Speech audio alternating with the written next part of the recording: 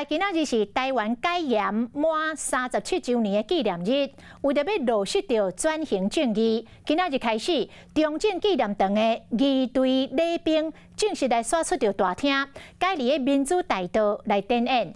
也毋过现场的温度超过33度，体感更加是超过38度，民众是真担心讲会去影响到礼兵的演出。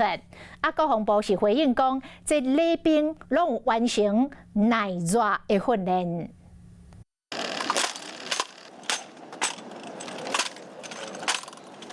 礼兵交接介整齐，这个画面大家拢看过。不过，这个背景的版本可能唔捌，因为这是中正纪念堂礼兵交接头一届刷起户外进行。为了落实转型正义，原本在蒋介石大厅里头的国军卫兵交接，从7月15号开始，直接移到户外的民主大道来进行。为室内刷起外口上大的差别是。室内交接回音的效果是真惊人，加上内底有冷气，刷起外口的头一天，早起9点头一场就要面对33度的高温，体感阁是冲破38度。国军阁专工做高温的训练，不过日头这么炎，观光客同款热情，原那声袂少人来看。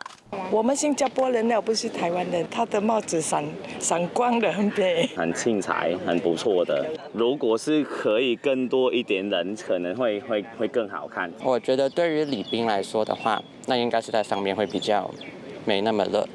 那如果是在这边的话，那他们不用站1个小时。对于观众来说，可能就这边会比较热一点。但是因为有转型正义这么重要的一个理念的话，那我觉得放在这边去演出也是一个蛮好的事情。文化部为着要消除个人甲维权的崇拜，互已经有44档历史的党象征卫兵交接正式来结束。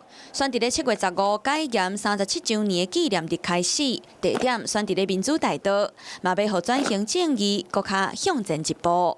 Hello， 我是林仙怡。想要抢先掌握最及时的新闻资讯吗？赶快订阅、按赞、开启小铃铛，锁定华视新闻 YouTube 频道。